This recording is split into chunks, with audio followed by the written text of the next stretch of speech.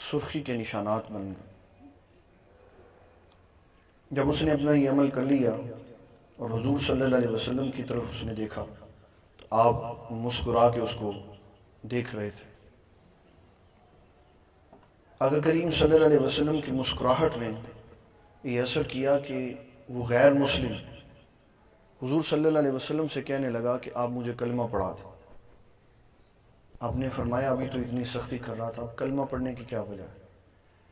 کہنے لگا کہ میں نے تورات میں آپ کا یہ وصف پڑھا تھا کہ جب کوئی آپ سے گفتگو کرے گا اور اس کے لہجے میں سختی اور تندی ہوگی تو آپ آگے سے محبت سے جواب دیں۔ مجھے آپ کا یہ وصف نظر نہیں آیا تو میں نے اس لیے آپ کے ساتھ یہ رویہ اختیار کیا تاکہ میں آپ کے اس خوبصورت وصف کو دیکھ سکوں۔ ہمارے مزاجوں میں، ہمارے لہجوں میں جو سختی ہے یہ اصل میں ہماری بربادی کا سبب ہے۔ ہم نے اسلام صرف اس چیز کا نام رکھا ہوا ہے کہ جو میرے نظریے پر ہے وہ مسلمان ہے، جبکہ اسلام اصل میں نام ہے نبی صلی اللہ علیہ وسلم کی تابعداری کا۔ جہاں حضور صلی اللہ علیہ وسلم کی تابعداری ہے وہیں اسلام موجود ہے، اور جہاں حضور پاک صلی اللہ علیہ وسلم کی تابعداری نہیں ہے وہاں اسلام کا کوئی تعلق نہیں۔ اسلام کسی کے لباس کو نہیں دیکھتا، اسلام کسی کے جبے اور اس کی دستار کو نہیں دیکھتا، اور نہ ہی اللہ کے ہاں قبولیت کے لیے لباس معیار ہے۔ اللہ تعالیٰ جل مجدہ الکریم اور اس کے حبیب صلی اللہ علیہ وسلم کی بارگاہ میں لوگوں کی نیکیاں اور دلوں کا تقوی چلتا۔ ہمارے معاشرے میں عدم برداشت ایک ایسی کیفیت پیدا ہو چکی ہے جس کی وجہ سے ہم سب سے پہلا جو رد عمل کرتے ہیں وہ یہ ہوتا ہے کہ جب کوئی ہمارے مقابلے میں آتا ہے تو ہم آنکھیں پھاڑ کے اس کو دیکھتے ہیں جیسے یہ ہمارا جانی دشمن ہے۔ اور نبی صلی اللہ علیہ وسلم کی تعلیمات ہمیں یہ بتاتی ہیں کہ صحابہ کرام رضوان اللہ تعالیٰ علیہ مجمعین میں سے ایک گروہ جب کسی جہاد میں موجود تھا تو 9 بندے زخمی تھے، 10 میں سے 9 بندے بہت شدید زخمی تھے، اور ہر ایک آواز دے رہا تھا العطش، مجھے پیاس لگی۔ تو ایک پانی کا پیالہ پیش کیا گیا، پہلے بندے نے اپنے منہ کے قریب کیا، دوسرے کی طرف سے آواز آئی تو پیالہ اس کی طرف بھیج دیا۔ 9 بندے ایثار میں فوت ہو گئے، 10ویں کے پاس پانی آیا تو اس نے پی لیا۔ اپنی جان پر دوسرے کو ترجیح دی، اور رسول اللہ صلی اللہ علیہ وسلم کی حدیث مبارک ہے، اور یہ ایک ایسی حدیث ہے اگر پوری دنیا کے مسلمان صرف اس ایک حدیث پہ عمل کریں تو نفرت دنیا سے ختم ہو جاتی۔ اس لیے حضور صلی اللہ علیہ وسلم کو جوامع الکلم کہا گیا کہ آپ صلی اللہ علیہ وسلم کی باتیں پورے زمانے کا مضمون اپنے اندر سمیٹے ہوئے ہوتی۔ آپ نے فرمایا جو شخص اپنے لیے جو پسند کرتا ہے نا وہی اپنے بھائی کے لیے پسند کرے۔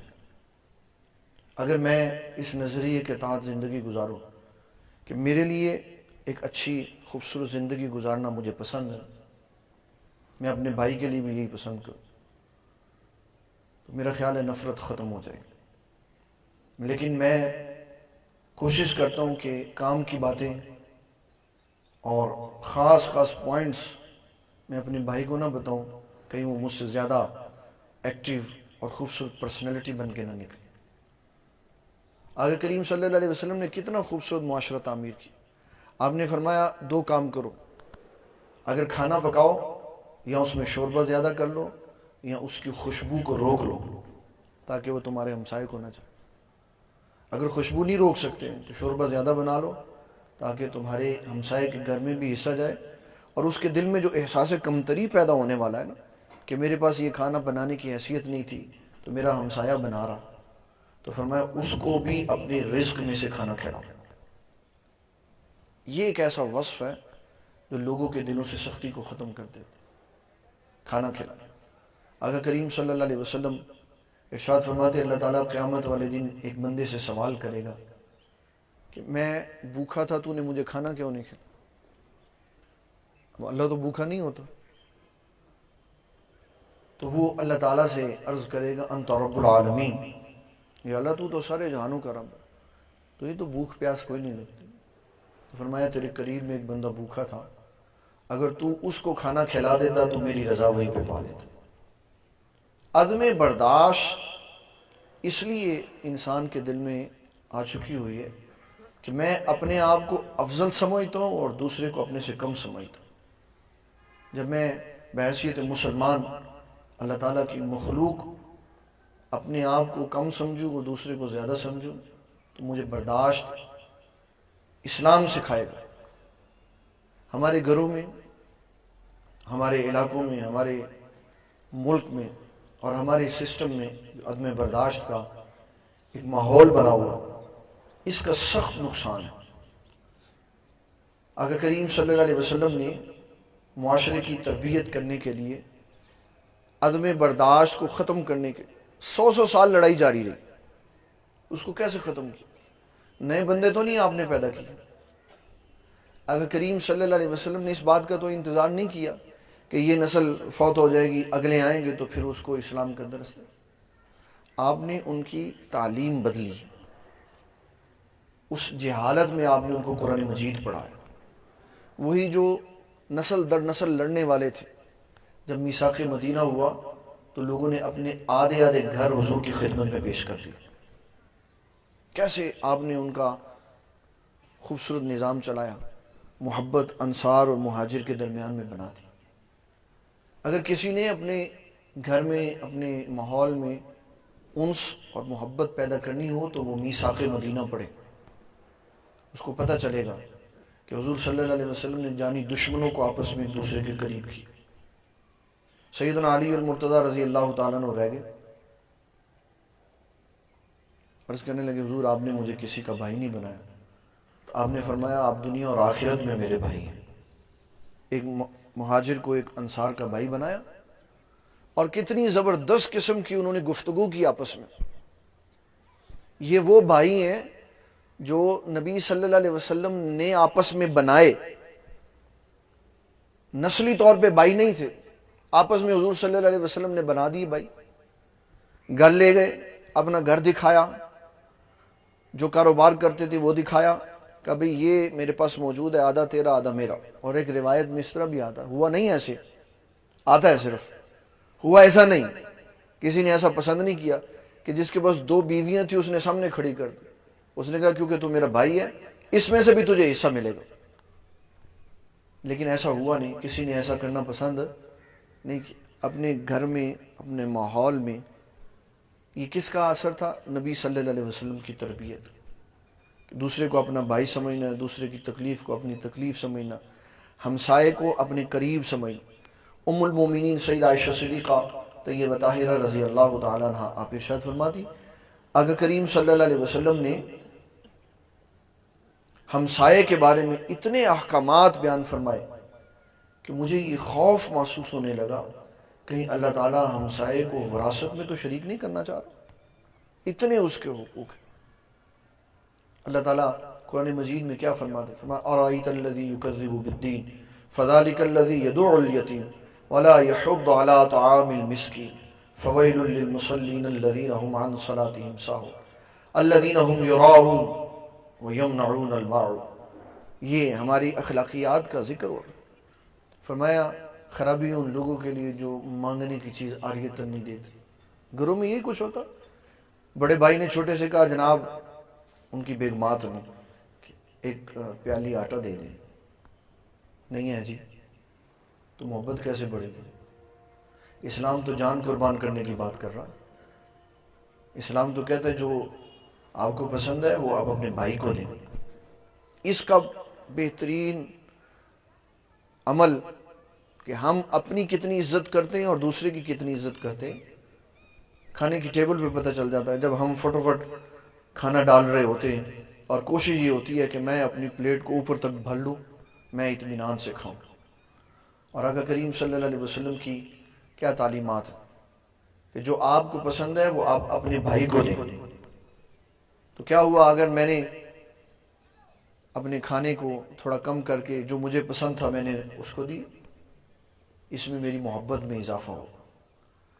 اور میں ایک بات پوری اسلام کی تاریخ کو سامنے رکھ کے کہنے لگا ہوں، ہمارے معاشرے میں جو خرابی پیدا ہوتی ہے اس کی سب سے بنیادی وجہ جھوٹ ہے، ہیلا ہے۔ ہم جس دن جھوٹ بولنا چھوڑ دیں گے، ہمارے آپس کے معاملات میں ناچاکی اور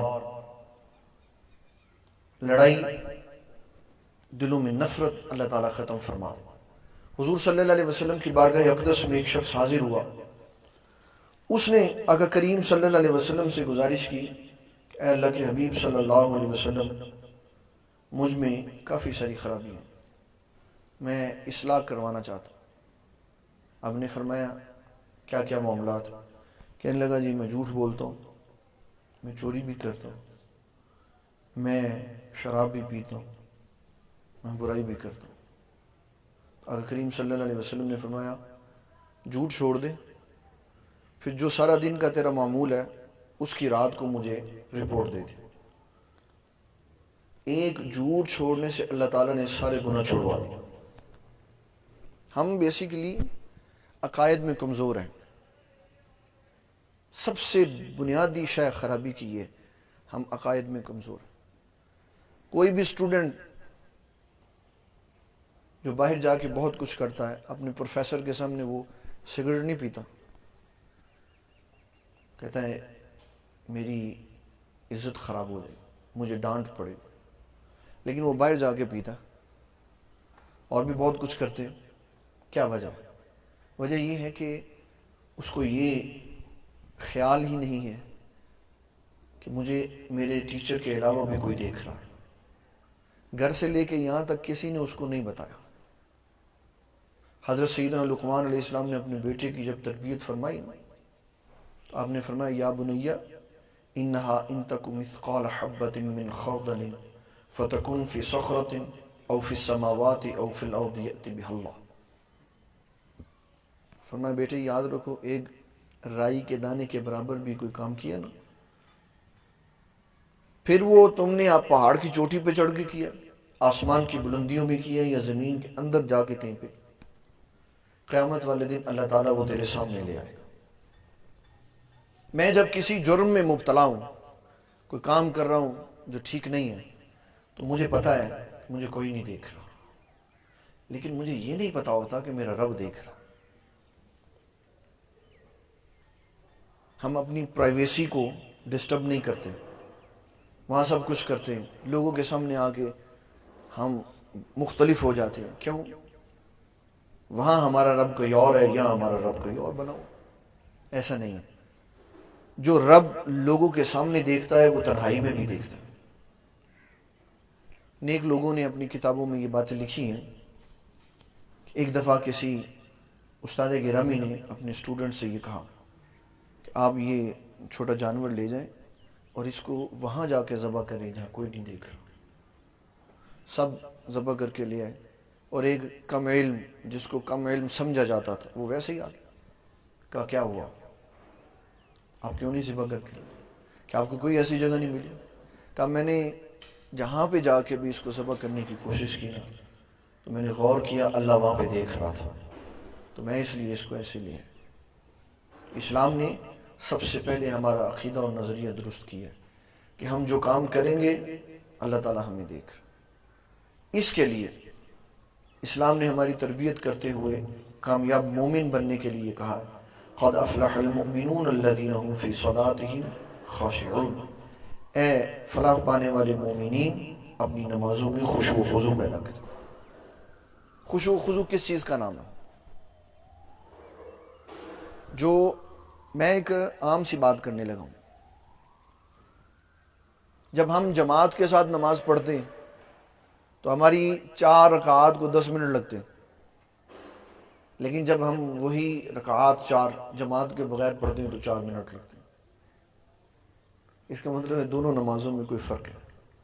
تو خشوع و خضوع کدھر ہے؟ خشوع و خضوع ہماری نمازوں میں نہیں۔ بعض تو نماز ویسے ہی نہیں پڑھتے، کہتے ہیں جی نماز پڑھتے ہیں تو بہت خیالات آتے ہیں۔ حضور صلی اللہ علیہ وسلم کی بارگاہ میں یہ مسئلہ عرض ہوا کہ آقا کریم صلی اللہ علیہ وسلم جب نماز پڑھے تو خیالات آتے. آقا صلی اللہ علیہ وسلم نے فرمایا کہ خیالات مومن کو آتے ہیں، مومنین کو خیالات آتے ہیں، اس کو ہٹا دو، نماز پڑھو. ایک بندہ کھڑا ہو کے عرض کرنے لگا اللہ کے حبیب صلی اللہ علیہ وسلم مجھے کوئی نہیں خیال آتا. بہت بڑا دعویٰ تھا، نماز میں کوئی خیال. آپ نے فرمایا جاؤ آپ جا کے نماز پڑھو، آپ کو اگر کوئی خیال نہ آیا تو میں آپ کو تحفہ دوں گا، نماز پڑھ کے آ جاؤ. عرض کرنے لگا حضور مجھے کوئی خیال نہیں آیا. قربان جائیں آقا صلی اللہ علیہ وسلم کی نگاہ کے اوپر کہ وہ نمازی کی نماز میں اندر آنے والے سارے خیالات سے بھی آگاہ تھے. آپ نے فرمایا کیا تجھے یہ خیال نہیں آیا کہ اگر مجھے کوئی خیال نہ آیا تو حضور تحفہ کیا دیں گے؟ کہنے لگا ہاں. فرمایا یہ بھی ایک خیال ہے. تو انسان خیالات کے ساتھ جڑا ہوا. خشوع و خضوع کا مطلب یہ ہے کہ اس کے اراکین کو تعدیل کے ساتھ اطمینان اور سکون کے ساتھ پڑھا جائے. اور جب بندہ اطمینان اور سکون والی نماز پڑھتا ہے تو کیا ہوتا. میں آپ کو یہ، اب تو سارے ماشاءاللہ علم والے ہیں، یہ بھی پھر بھی میں عرض کرنا چاہوں گا، فجر پڑھنے سے اللہ کا ولی نہیں انسان بنتا. فجر پڑھنے سے نہ ظہر نہ عصر نہ مغرب نہ عشاء، کسی نماز کے پڑھنے سے اللہ کا ولی نہیں بنتا. کیوں؟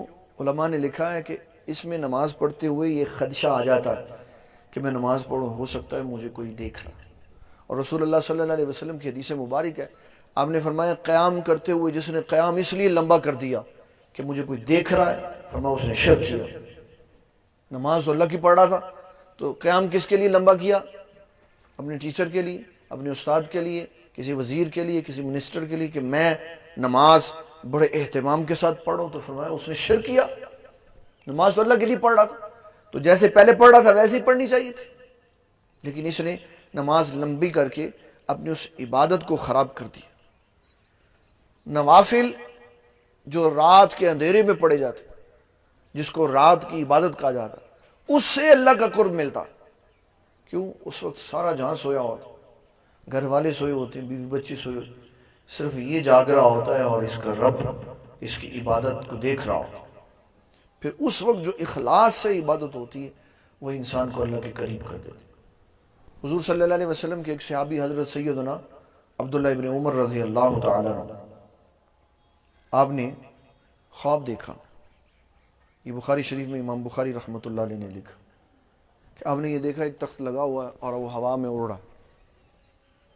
دو آسمان سے فرشتے اترے، انہوں نے عبداللہ ابن عمر کو پکڑا اور کہا اس کو دوزخ کی آگ میں پھینک دو.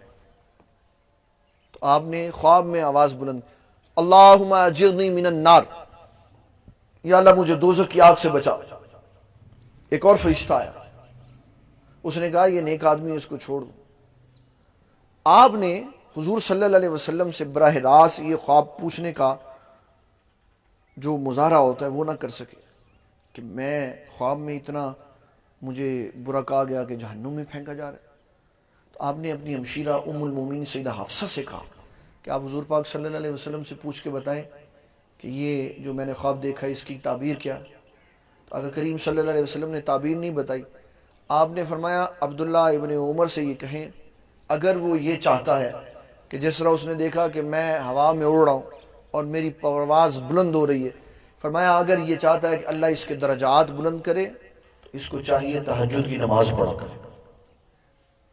درجات کی بلندی، اللہ کا قرب نماز تہجد کے اندر. جو شخص اللہ تعالیٰ کا قرب پانا چاہتا ہے اس کے لیے امام بخاری رحمۃ اللہ نے رسول اللہ صلی اللہ علیہ وسلم کا نسخہ بیان کیا. فرمایا وما یتقرب الی عبدی بالنوافل، میرے بندے کو میرا قرب اس وقت ملتا ہے جب وہ فرائض واجبات سنتوں کو پڑھنے کے بعد نوافل کی کثرت کرتا. اس کے بغیر اللہ کا قرب نہیں ملتا. پھر فرمایا کیا ہوتا ہے فَسَمَعَهُ الَّذِي يَسْمَعُ بِهِ، فرمایا میں اس کے کان بن جاتا ہوں، میں اس کے کان بن جاتا ہوں. یہ حضور صلی اللہ علیہ وسلم فرما رہے، فرمایا اللہ تعالیٰ فرماتا ہے فَسَمَعَهُ الَّذِي يَسْمَعُ بِهِ، میں اس کے کان بن جاتا ہوں جس سے یہ سنتا ہے. ہمارے کانوں کی طاقت اور ہے اور جن کانوں میں اللہ اپنی قوت بھر دیتا ہے اس کی طاقت اور. انبیاء کے کان قوتوں والے ہوتے، انبیاء کے کان قوت. حضرت سیدنا سلیمان علیہ السلام نے 3 میل کی دوری سے چونٹی کی آواز سنی. فتبسم ضاحکا من قولها. قرآن مجید اس کی گواہی دے رہے. امام بخاری نے بخاری شریف میں کتاب الآداب میں باب السلام میں دوسری حدیث یہ لکھی کہ حضور پاک صلی اللہ علیہ وسلم نے نماز پڑھائی، پیچھے صحابہ نے نماز پڑھی اور وہاں ذکر ہو رہا تھا تشہد کا، اور سبھی صحابہ آہستہ آہستہ اپنی آوازوں کے ساتھ تشہد پڑھ رہے تھے. التحیات للہ والصلوات والطیبات السلام علی اللہ السلام علی جبرائیل السلام علی میکائیل السلام علی فلاں السلام علی فلاں. یہ آہستہ آہستہ پڑھ رہے ہیں. تو اگر کریم صلی اللہ علیہ وسلم نے ان کی ساری گفتگو سنی، آپ نے نماز کے بعد ان کی طرف رخ کر کے فرمایا یہ آپ کیا پڑھ رہے تھے؟ کہ حضور ہم نے پڑھا السلام علی جبرائیل السلام علی میکائیل السلام علی اللہ. فرمایا اللہ پہ کیوں سلام بھیجا؟ اللہ تو خود سلام ہے. عرض کیا کہ کریم صلی اللہ علیہ وسلم آپ فرمائے پھر کیسے پڑھے؟ فرمایا آپ پڑھا کریں التحیات للہ والصلوات والطیبات السلام علیک ایہا النبی ورحمۃ اللہ وبرکاتہ السلام علینا وعلی عباد اللہ الصالحین. فرمایا صالح بندوں پہ سلام بھیجو. اور پھر اس کے بعد امام بخاری رحمۃ اللہ نے لکھا کہ صالح بندے جب ان پہ سلام بھیجا جاتا ہے، وہ زمین پہ ہوں یا آسمان پہ ہوں، اللہ ان کی آواز ان کا سلام صالحین تک پہنچا دیتا ہے. وہ صالحین سنتے ہیں. سناتا کون ہے؟ اللہ. تو جن کے کانوں میں اللہ تعالیٰ اپنی قوت بھر دیتا ہے، وہ دور سے اور نزدیک سے آوازیں سن لیتے ہیں، کیونکہ یہ طاقت ان کو کس نے دی ہوتی ہے؟ اللہ تعالیٰ. فَسَمَعَهُ الَّذِي يَسْمَعُ بِهِ. فرمایا ان کے کانوں میں اپنی قوت بھر دیتا ہوں. وَبَصَرَهُ الَّذِي يُبْصِرُ بِهِ. فرمایا ان کی آنکھوں میں قوت میری آ جاتی، وہ سامنے دیکھ رہے ہوتے لیکن دور ان کی نگاہ چلی جاتی، دور ان کی نگاہ چلی.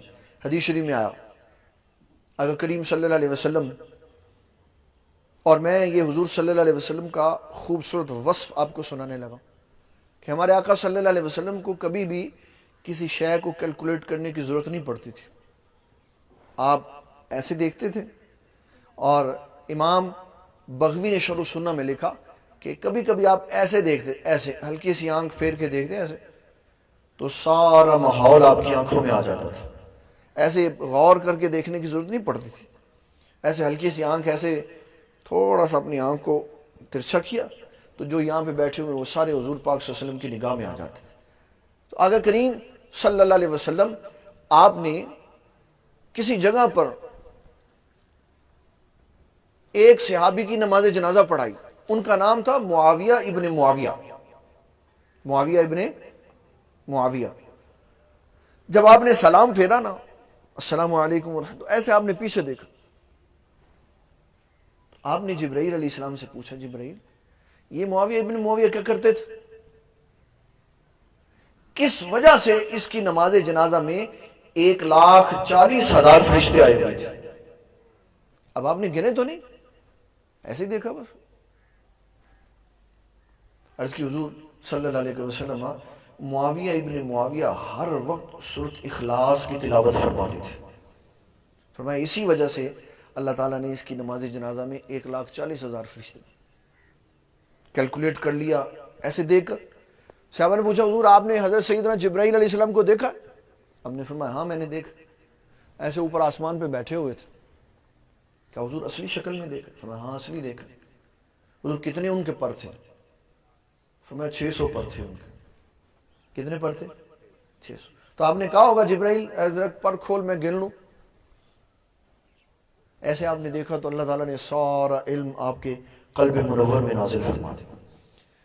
یہ نگاہ ہے جو اللہ تعالیٰ عطا فرماتا، اپنے نبیوں کو بھی دے دیتا ہے، اپنے نبی صلی اللہ علیہ وسلم کے غلاموں کو بھی دے دیتا ہے کہ وہ قریب بیٹھے ہوتے ہیں اور کہیں دور نگاہ فرما لیتے. اس کے لیے میں ایک آپ کو حدیث سنانا چاہتا ہوں جس کو امام بخاری رحمۃ اللہ علیہ نے لکھا. عقائد کی پختگی کے لیے بڑی حضور پاک صلی اللہ علیہ وسلم کی شاندار حدیث مبارک. غزوہ بدر ہو گیا. عمیر بن وہب اور صفوان بن امیہ دونوں حتیم کے اندر بیٹھے ہوئے خانہ کعبہ میں گفتگو کر رہے ہیں. میں تھوڑا سا اس میں میرے ذہن سے نکل گیا ہے، شاید ان کا نام وہب بن عمیر ہے یہ عمیر بن وہب ہے، لیکن ہیں یہی ایک۔ اب بات کیا ہو رہی ہے؟ بات ہو رہی ہے کہ عمیر کہتا ہے کہ ایک بیٹا میرا چھوٹا ہے اور ایک بیٹا میرا قید ہو گیا غزوہ بدر میں، میری تو زندگی ختم ہو گئی۔ اگر میرے بچے چھوٹے نہ ہوتے اور میرے اوپر قرض بھی نہ ہوتا تو میں جاتا اور جا کے مسلمانوں کے نبی کو شہید کر کے آ جاتا۔ اب یہ بات یہاں حتیم میں ہو رہی۔ آقا کریم صلی اللہ علیہ وسلم مدینہ المنورہ میں موجود ہے۔ صفوان بن امیہ کہنے لگا کہ تو جا یہ کام کر، اگر تو مارا گیا، قیدی ہو گیا، تو تیرے بچوں کی کفالت بھی میں کروں گا، تیرا قرضہ بھی میں اتاروں گا۔ محدثین نے لکھا ہے، فرمایا کافر بھی اس بات کا خیال رکھتا ہے کہ میں نے مقروض نہیں مرنا، کہ میں نے اگر کسی کا قرض لیا ہوا ہے، کسی سے قرض لیا ہوا ہے، تو میں نے مرنے سے پہلے اس کو ادا کر دینا۔ اور مومن ہو اور اس کے سر پر منو قرضہ ہو اور وہ اس طرح چلا جائے، تو رسول اللہ صلی اللہ علیہ وسلم نے ایسے بندے کی تو نماز جنازہ نہیں پڑھائی۔ مقروض کی حضور نماز جنازہ نہیں پڑھاتے تھے، آپ پسند ہی نہیں فرماتے تھے میں کسی مقروض کی نماز جنازہ، کیونکہ آپ کا نماز جنازہ پڑھا دینا یہ اس کے ساتھ ہمدردی تھا، اور مقروض ہمدردی کے قابل نہیں ہے، کیونکہ اس نے کسی کا مال اپنے پاس رکھا ہوا۔ اب وہاں دو منظر ہوتے، یہاں تو آپ نماز جنازہ نہ پڑھاتے اور کوئی اور پڑھا دیتا، اور یہاں یہ ہوتا کہ صحابہ کہہ دیتے حضور ہم اس کا قرض دے دیں گے، آپ نماز جنازہ پڑھا دیں۔ یا تیسری بات یہ ہوتی کہ آپ پہلے پوچھ لیتے کہ اس نے اتنا مال چھوڑا ہے کہ اس کے مال سے قرض ادا ہو سکتا، تو پھر آپ نماز جنازہ پڑھا۔ اب وہ صفوان بن امیہ وہب بن عمیر سے ہی کہنے لگے کہ آپ جائیں، آپ کے بچوں کی کفالت بھی میں کروں گا اور آپ کا قرضہ بھی میں ادا کروں گا اگر آپ واپس نہیں آ سکے۔ عمیر چلے گئے۔ حضرت سیدنا عمر بن خطاب نے دیکھا اور بتایا کہ حضور صلی اللہ علیہ وسلم کی بارگاہ میں عرض کی کہ اسلام کا دشمن آ رہا۔ آپ نے بڑا ایک ٹپیکل سا لفظ بولا، تو حضور صلی اللہ علیہ وسلم نے فرمایا اس کو آنے دو میرے پاس۔ جب آقا کریم صلی اللہ علیہ وسلم کی بارگاہ میں ان کو حاضر کیا گیا، فرمایا عمیر کدھر آئے ہو؟ عرض کی میں اپنے بچے کی خبر گیری کے لیے آیا۔ فرمایا سچ بتاؤ کدھر آئے؟ دوسری بار آپ نے پوچھا، فرمایا سچ بتاؤ کدھر آئے؟ پھر نہیں اس نے کہا۔ آپ نے فرمایا تم جھوٹ بول رہے، تم اور صفوان حتیم میں بیٹھے ہوئے میرے قتل کا پروگرام بنا رہے تھے۔ عمیر کھڑا ہوا، کہنے لگا حضور میں گواہی دیتا ہوں آپ اللہ کے سچے رسول ہیں۔ آپ نے فرمایا کیا ہوا؟ فرمایا یہ جو ادھر ہماری بات ہوئی نا وہ صرف اللہ جانتا تھا یا ہم دونوں جانتے تھے؟ آپ کا بتا دینا اس بات کی دلیل ہے آپ اللہ کے سچے رسول ہیں، کیونکہ وہ آپ کو ہر بات سے آگاہ کر دیتا ہے، آپ کو ہر بات سے۔ تو اللہ تعالیٰ کے انبیاء کی عظمتیں اور شانیں ہوتی ہیں، وہ دور کی باتیں بھی سن لیتے ہیں، دور دیکھ بھی لیتے ہیں۔ تو امام بخاری رحمۃ اللہ علیہ نے فرمایا فَسَمْعُهُ الَّذِي يَسْمَعُ بِهِ وَبَصَرُهُ الَّذِي يُبْصِرُ بِهِ وَيَدَهُ الَّتِي يَبْطِشُ بِهَا۔ فرمایا اس کے ہاتھ میں اللہ تعالیٰ قوت پیدا فرما دیتا اپنی، وَرِجْلَهُ الَّتِي يَمْشِي بِهَا، اور فرمایا اس کے پیروں میں بھی اپنی قوت آ جاتی ہے۔ کس کا کام کیا؟ اللہ تعالیٰ کا۔ نماز اس کی پڑھی، عبادت اس کی، تقوی اس کے لیے اختیار کیا، تو اللہ تعالیٰ نے اس کے جسم کے اندر اپنی طاقتیں بھر دیں۔ اور فرمایا پھر اس کا مقام اور مرتبہ کیا ہوتا ہے؟ وَلَئِن سَأَلَنِي لَأُعْطِيَنَّهُ، فرمایا وہ مجھ سے جو بھی مانگتا ہے میں اس کو عطا فرما دیتا ہوں۔ یہ سب کچھ نتیجہ ہوتا ہے عبادت کا۔ عبادت کے بغیر، میں نے اہل اسلام سے یہ سنا، کوئی بندہ ہوا میں اڑ کے دکھا دے، پانی کے اوپر چل کے دکھا دے، دیوار کے اندر سے باہر نکل آئے، مردہ زندہ کر کے دکھا دے، سب کچھ کر سکتا ہے، لیکن ہم اس کو اللہ تعالیٰ کی بارگاہ کا مقرب نہیں کہہ سکتے جب تک وہ شریعت اسلامیہ کی پابندی نہیں کرے گا۔ شریعت اسلامیہ کی پابندی کے بغیر کوئی بھی بندہ۔ دوسرے نمبر پر فرمایا قد افلح المؤمنون الذین هم فی صلاتهم خاشعون والذین هم عن اللغو معرضون۔ فرمایا کامیابی کے لیے یہ بہترین شے ہے، اپنی زبان کو لغویات سے محفوظ رکھو، بری بات نہ کرو۔ اور آقا کریم صلی اللہ علیہ وسلم نے ممانعت فرمائی کہ کوئی بندہ مذاق میں کسی کو ہنسانے کے لیے بھی جھوٹ نہیں بول سکتا، کسی کو ہنسانے کے لیے بھی جھوٹ نہیں بول سکتا، سچ بولے. اور جب آقا کریم صلی اللہ علیہ وسلم نے فرمایا انسان سچ بولتا ہے اور وہ اس کو اپنی عادت بنا لیتا ہے تو اللہ تعالیٰ اس کا نام صدیقوں میں لکھ دیتا. اور جب یہ سچ نہیں بولتا، جھوٹ بولتا رہتا ہے، تو اللہ تعالیٰ اس کا نام کذابوں میں لکھ دیتا. ہمارا سب سے بڑا المیہ یہ ہے کہ اوپر سے لے کے نیچے تک الا ماشاء اللہ جس کو اللہ تعالیٰ نے سچ کی توفیق دی، ہمارے اندر سچ بولنے کا جذبہ ہی نہیں. کاروبار کرتے ہوئے، دکانوں پہ بیٹھے ہوئے، بڑے بڑے رزق حلال کمانے کے دعوے دار یہ کہتے ہیں جناب جھوٹ نہ بولے گی چیز نہیں بک رہی. حضور صلی اللہ علیہ وسلم نے فرمایا جھوٹ بولنے سے سودا بک جاتا ہے، سامان بک جاتا ہے، لیکن اللہ تعالیٰ اس کے اندر سے برکت ختم فرما دیتا. پھر یہ پریشانی ہوتی ہے کہ جناب پیسے تو بڑے ہیں لیکن برکت نہیں. تو برکت تو جھوٹ بولنے سے چلی گئی. جھوٹ خرابیوں میں سے سب سے بڑی خرابی، سب سے بڑی خرابی.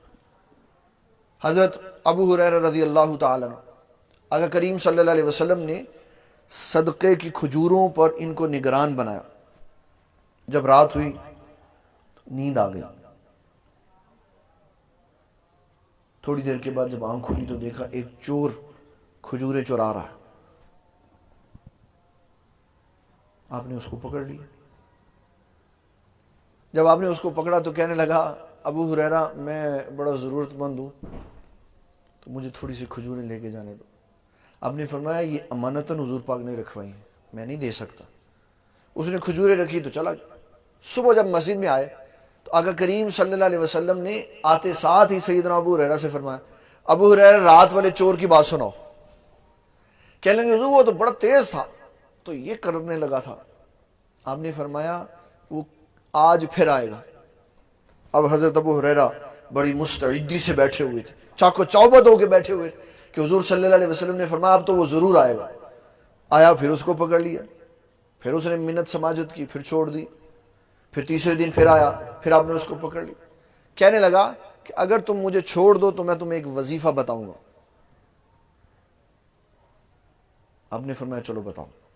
کہنے لگا رات کو آیت الکرسی کی تلاوت کرو، اللہ تعالیٰ تمہیں شیطان سے محفوظ فرمائے گا. حضور صلی اللہ علیہ وسلم نے جب حضرت ابو ہریرہ کی بات سنی تو آپ نے بڑا تاریخی جملہ ارشاد فرمایا تھا جھوٹا لیکن یہ بات سچی کہہ کے گیا. تھا جھوٹا. اس سے علماء نے یہ قانون اور ضابطہ اخذ کیا کہ جھوٹا کبھی کبھی سچ بول لیتا ہے لیکن جو سچا ہوتا ہے وہ کبھی جھوٹ نہیں بولتا. اس کے لیے قرآن مجید کی آیت ہمارے پاس موجود ہے والذی جاء بالصدق وصدق بہ، کہ محبوب صلی اللہ علیہ وسلم آپ سچ کے ساتھ آئے اور سچے ابو بکر صدیق نے آپ کی اتباع کی اور آپ کے پیغام کو آگے پھیلایا. تو اسلام نے ہمیں اپنی زبانوں کو لغویات سے، یہ جو ہم آپس میں ہنسی مذاق کرتے ہیں نا، ہمارا مذاق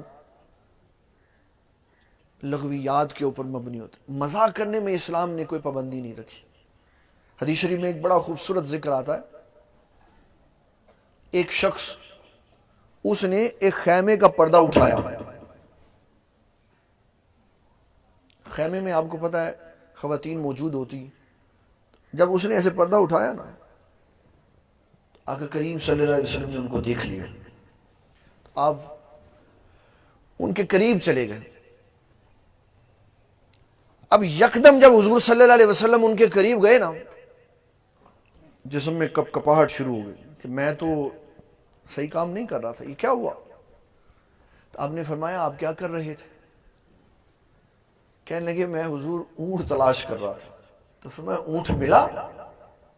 یہ آپ نے بات سمجھ لی ساری. آپ نے اب مزاح فرمایا، خوش طبعی فرمائی. فرمایا اونٹ ملا؟ کہنے لگے نہیں ملا. ایسے کہہ گئے تو پھر وہ چلے گئے. قافلہ واپسی کے لیے تیار ہوا. پھر آپ اس کے سامنے گئے. فرمایا ہم واپسی جانے لگے ہیں، اونٹ آپ کا مل گیا؟ کہا نہیں حضور اونٹ نہیں ملا. اچھا آپ نے فرمایا چلو ٹھیک ہے. قافلہ واپسی کے لیے، اور وہاں اس وقت یہ دستور ہوتا تھا کہ سب پہلے مسجد نبوی میں آتے، وہاں حاضری دے کے پھر اس کے بعد جاتے. جب مسجد نبوی میں قافلہ آیا تو حضور صلی اللہ علیہ وسلم نے پھر پوچھا. فرمایا آپ کا اونٹ ملا؟ کہا نہیں حضور اونٹ نہیں ملا. یہ کہہ کہ وہ جلدی سے واپس کر گئے. پھر اگلے دن نماز کے لیے آئے اور ان کو پتہ تھا حضور پاک صلی اللہ علیہ وسلم سے سامنا ہونا ہے. تو انہوں نے ترکیب بنائی کوئی ایسی کہ میں کسی طرح بچ جاؤں. اب مسجد سے نکلنے لگے تو آگے سے حضور پاک صلی اللہ علیہ وسلم کو آتے ہوئے دیکھا تو پھر جا کے نماز شروع کر دی. آقا کریم صلی اللہ علیہ وسلم قریب بیٹھ کے جا کے آپ نے فرمایا طول، اور لمبی کر نماز، اور لمبی کر. سلام پھر میں نے تجھ سے پوچھنا ہے تیرا اونٹ ملا کہ نہیں ملا. یہ ہے مزاح جس میں سچائی ہے، جس میں جھوٹ نہیں ہے. مزاح میں اسلام نے کوئی ممانعت نہیں رکھی ہوئی، لیکن ایسا مزاح جس میں عزت نفس مجروح ہوتی ہے، جس میں عزت و وقار خراب ہوتی ہے، جس میں جھوٹ ہے، حضور صلی اللہ علیہ وسلم نے اس سے منع. تیسرے نمبر پر فرمایا والذین هم لفروجہم حافظون، فرمایا کامیاب وہ لوگ ہیں جو اپنی شرم و حیا کی حفاظت فرماتے. میں اس میں حضرت ابو ہریرہ رضی اللہ تعالیٰ عنہ کی روایت عرض کرنا چاہوں گا. مسند امام احمد بن حنبل میں 9630 نمبر حدیث ہے. سیدنا ابو ہریرہ رضی اللہ تعالیٰ عنہ فرماتے آقا کریم صلی اللہ علیہ وسلم نے فرمایا مجھے 6 چیزوں کی ضمانت دے دو. کتنی چیزوں کی؟ 6 چیزوں. فرمایا مجھے 6 چیزوں کی ضمانت دے دو، مجھ سے جنت کی ضمانت لے دو. بہت بڑا پیغام ہے. کتنی چیزوں کی؟ 6 چیزوں کی. فرمایا سب سے پہلی بات، جب تم گفتگو کرو گے تو سچ بولو گے، یہ مجھے ضمانت دے دو. کیا ہم دے سکتے ہیں ضمانت کہ ہم ہر بات میں سچ بولتے؟ اس کے بدلے میں ہمیں جنت ملنی، اس کے بدلے میں. اور منافقی رسول اللہ صلی اللہ علیہ وسلم نے یہ منافق عملی نہیں، عقیدے کی خرابی والا نہیں، بلکہ اعتقادی نہیں بلکہ عملی ہے، جس کے عمل میں کمزوری ہے، یہ وہ بندہ ہے. فرمایا جب بات کرے گا تو جھوٹ بولے گا، بات کرے گا تو جھوٹ بولے گا. جب امانت دی جائے گی تو اس کے اندر خیانت کرے گا، اور جب کسی سے مخاصمہ ہوگا تو گالی گلوچ کرے گا. فرمایا مجھے ضمانت دو کہ جب بات کرو گے تو سچ بولو، بات کرو گے تو سچ بولو. اور یہ سب سے مشکل کام ہے، سچ بولنا سب سے مشکل کام. ہم تو قدم قدم کے اوپر سچ نہیں بول سکتے بابا، بڑی سخت پریکٹس کی ہمیں ضرورت ہے، اور ہر کام پریکٹس سے آتا. اس کے لیے میں امام غزالی رحمۃ اللہ علیہ کی ایک بات عرض کرنا چاہوں گا جو ہمارے تمام ساتھیوں کے لیے، سننے والوں کے لیے مشعل راہ ہو. کسی نے آپ سے پوچھا کہ میں جب ذکر کرتا ہوں نا تو مجھے لذت نہیں ملتی، سکون نہیں ملتا، اللہ تعالیٰ جل مجدہ الکریم کا نام پڑھنے سے میرے دل میں چاشنی نہیں آتی. آپ نے فرمایا اللہ کے نام سے لذت پہلے دن نہیں ملتی، پہلے پریکٹس کر. اللہ کا نام پکارتا رہے، لگا رہے، اللہ اللہ اللہ اللہ اللہ اللہ کرتا رہے.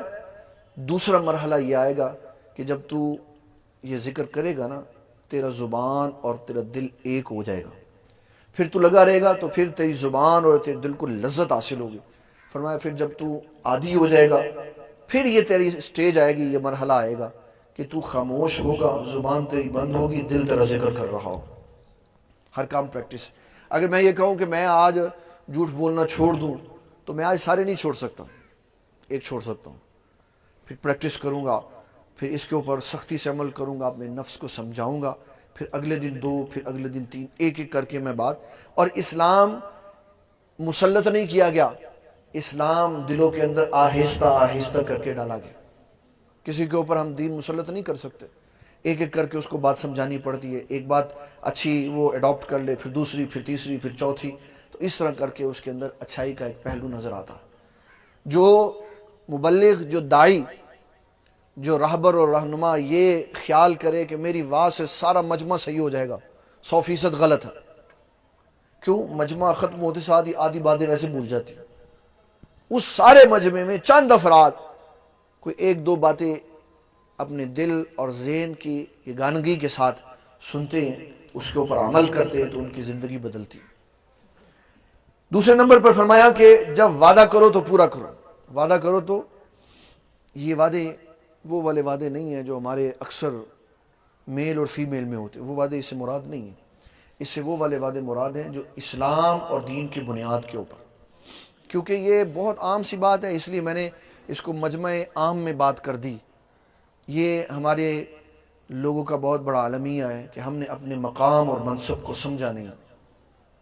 ماں باپ جو اولاد کے اوپر اعتماد کرتے ہیں. ویسے تو میں اس بات کا قائل ہوں اعتماد کسی شے کا نام نہیں ہوتا. سب سے بڑا ماں باپ کا دھوکہ ہے. اگر ہم بچے ہیں تو وہ بھی سن لیں, اگر ہم ماں باپ ہیں تو وہ بھی سنیں. اعتماد کوئی شے نہیں. بالکل اعتماد ہوتا ہے اصول کے اوپر. اعتماد کس کے اوپر ہوتا ہے؟ اصول کے اوپر. اصول پہ اعتماد کریں, آپ کو کبھی پریشانی کا منہ نہیں دیکھنا پڑے. اگر آپ اپنے بھائی پر, اپنے بیٹے پر, اپنی بیٹی پر, اپنی بہن پر کسی پہ اعتماد کریں گے بغیر اسلام کے اصول کے, تو ہمیشہ نقصان سامنے آپ کے کھڑا ہوگا. اصول کے اوپر اعتماد کریں. تو آقا کریم صلی اللہ علیہ وسلم نے فرمایا وعدہ پورا کرو, بدلے میں اللہ تعالیٰ تمہیں جنت عطا فرمائے گا. تیسرے نمبر پر فرمایا جب کوئی تمہارے پاس شے بطور امانت رکھ جائے اس کی حفاظت کرو. اور اس سلسلہ میں یہ بھی عرض کرنا چاہتا ہوں کہ علامات قیامت کے چیپٹر میں یہ بات لکھی ہوئی ہے کہ جو شخص ایسے زمانے میں ہو کہ جب وہ کسی کو پیسے دے تو پیسے لینے والا اس سے بعد میں پوچھے کوئی ثبوت ہے تمہارے پاس مجھے پیسے دیے تھے, اس کے پیسے ہڑپ کر جائے, تو رسول اللہ صلی اللہ علیہ وسلم فرماتے ہیں اب سمجھو کہ قیامت قریب ہے. جب لوگوں کے پیسوں کو, امانت کو مال غنیمت سمجھا جائے گا تو فرمایا وہ قیامت کے قریب کا زمانہ ہوگا, اس کے بعد قیامت آنے والی. آج ایسا ہی کوئی کسی کے پاس اس وجہ سے پیسے رکھواتا نہیں ہے کہ واپس کیسے ملے, کوئی کسی کو ڈرتے مارے ہوئے قرض نہیں دیتا کہ واپس کیسے ملے گا. یہ اسلام کی تعلیمات کو چھوڑ دینے کا نقصان. چوتھے نمبر پر فرمایا اگر تم جنت میں جانا چاہتے ہو مجھے ضمانت دے دو اپنی زبان کی اس کا غلط استعمال نہیں کرو. فرمایا میں تمہیں جنت کی ضمانت دے دیتا. اس کا غلط استعمال کیا ہے؟ اس کا غلط استعمال یہ ہے کہ اسے ہم جھوٹ بولتے ہیں, اس سے ہم غیبت کرتے ہیں, اس سے ہم گالی گلوچ دیتے ہیں, اس سے لعن طعن کرتے ہیں. بڑا عام سا فکرہ ہے, بڑا عام سا فکرہ ہے. ہمارے فیس بک کے پیج کے اوپر عموماً لکھا ہوتا ہے لکھ دی لعنت. کس نے دی ہے کس کو؟ رسول اللہ صلی اللہ علیہ وسلم فرماتے ہیں جب کوئی کسی پہ لعنت ڈالتا ہے, غور سے سنیے تمام بھائیوں نے, فرمایا جب کوئی کسی پہ لعنت بھیجتا ہے تو لعنت کے کلمات اس کے منہ سے نکل کے آسمان کی طرف جاتے ہیں, آسمان دروازے بند کر دیتا. فرمایا میرے پاس لعنت کی گنجائش نہیں. فرمایا پھر وہ لعنت زمین کی طرف جاتی ہے, زمین بھی دروازے بند کر دیتا. فرمایا میرے پاس بھی لعنت کی گنجائش نہیں. پھر وہ لعنت اس کی طرف جاتی ہے جس پہ لعنت بھیجی ہوتی. اگر وہ اس کا مستحق ہو تو لعنت اس پہ پڑتی ہے, ورنہ رسول اللہ صلی اللہ علیہ وسلم فرماتے ہیں لعنت بھیجنے والے پہ واپس لوٹ آتی. کسی دوسرے کو برا کہنے سے پہلے یہ سوچ لینا چاہیے کہ وہ اس لعنت کے قابل ہے کہ نہیں. یہ نہ ہو کہ میرے اپنے جملے, میں ویسے نہیں کہتا. ابھی ہم نے چند دن پہلے لاہور میں ایک بہت بڑا تماشا دیکھا. معزز افراد لڑ پڑے, بڑے ریزنیبل ریسپیکٹڈ لوگ لڑ پڑے, اور ایک دوسرے کو انہوں نے بڑی باتیں کی. ماؤں کی عزتوں کو وہاں انہوں نے سر بازار گالیوں کے اندر نیلام کر دی. یہ علامات قیامت ہے. رسول اللہ صلی اللہ علیہ وسلم نے فرمایا قرب قیامت میں لوگ اپنے ماں باپ کو گالیاں دیں گے. عرض کیا کہ کریم صلی اللہ علیہ وسلم ایسا بھی برا زمانہ آئے گا, ایسا بھی برا وقت. آقا کریم صلی اللہ علیہ وسلم نے فرمایا نہیں, اس کا مطلب یہ ہے کہ جب تم کسی کے ماں باپ کو گالی دو گے وہ بدلے میں تمہارے ماں باپ کو دے گا تو تم سبب بنے اپنے ماں باپ کو گالی نکلوانے کا. تو فرمایا یہ ایسے ہی ہے جیسے تم نے خود اپنے ماں باپ کو گالی دی. یہ اس کی حفاظت ہے. فرمایا اس کی حفاظت کو. رسول اللہ صلی اللہ علیہ وسلم فرماتے ہیں تمہیں پتہ ہے میری امت کا مسکین کون ہے؟ جی حضور کون ہے؟ فرمایا وہ مسکین نہیں ہے جس کے پاس مال و زر نہیں ہے, جس کے پاس اسباب نہیں ہے. فرمایا مسکین وہ ہے جو قیامت والے دن اللہ کی بارگاہ میں آئے گا اور اس کے پاس نامہ اعمال میں کثیر نیکیاں ہوں گی, لیکن اس نے اپنی زبان کی حفاظت نہیں کی ہوگی, لوگوں کو گالی نکالی ہوگی, برا بلا کہا ہوگا, اور جس پہ اس نے زیادتی کی ہوگی وہ سارے آ جائیں گے کہیں یا اللہ اس نے یہ زیادتی کی, اس نے یہ زیادتی کی, اس نے یہ زیادتی. تو اللہ فرمائے گا اس کے نامہ اعمال سے نیکیاں نکال کے ان کو دیتے چلے جاؤ. نامہ اعمال خالی ہو جائے گا, لوگ ابھی باقی ہوں گے, تو اللہ تعالیٰ جل مجید الکریم کی بارگاہ میں عرض کی جائے گی یا اللہ اب تو اس کے نامہ اعمال میں کوئی نیکی نہیں دی. تو اللہ تعالیٰ جل مجید الکریم فرمائے گا اب اپنے گناہ اس کے کھاتے میں ڈال دو. تو فرمایا یہ وہ میری امت کا مفلس ہے, ساری زندگی نیکیاں کماتا رہا, جب میدان معاشر میں گیا تو ایک بھی نیکی ہاتھ میں نہیں آئی. کس کی وجہ سے؟ زبان کی حفاظت کے نہ کرنے کے. پھر 5ویں نمبر پر فرمایا نگاہیں نیچی رکھو. سب سے ساری دنیا کے سارے کاموں سے سب سے اہم کام نگاہ نیچی رکھو.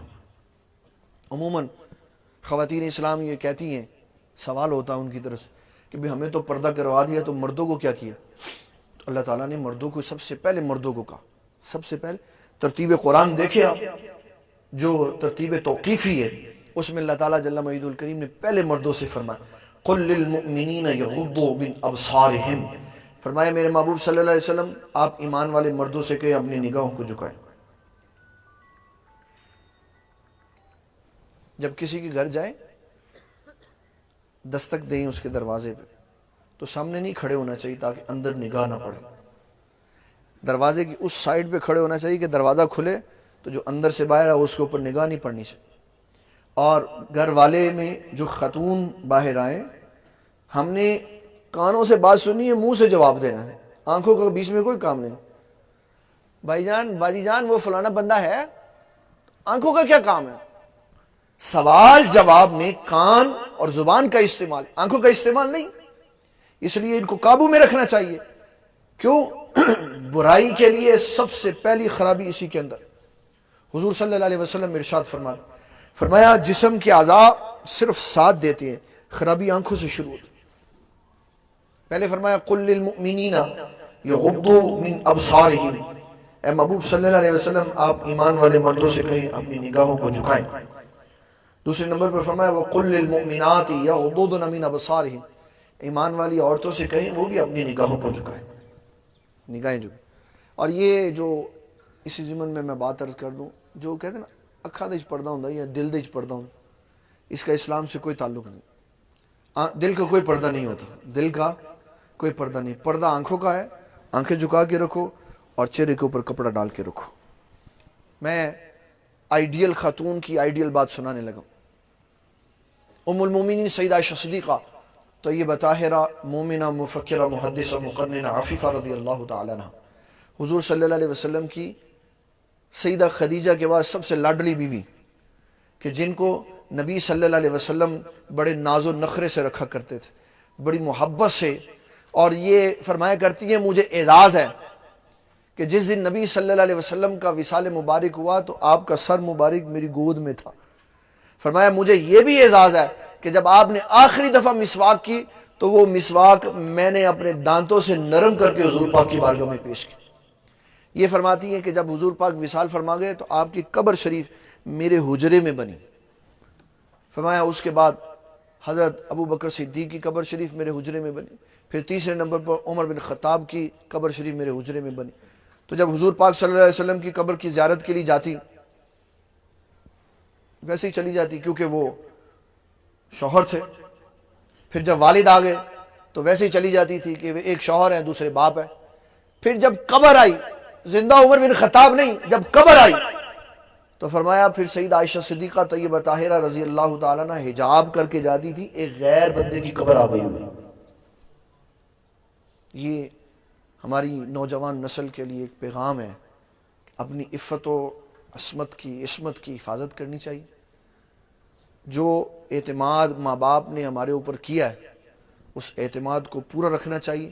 اپنی نگاہیں جھکا کے اپنے مقصد کے حصول کے لیے آیا کرے.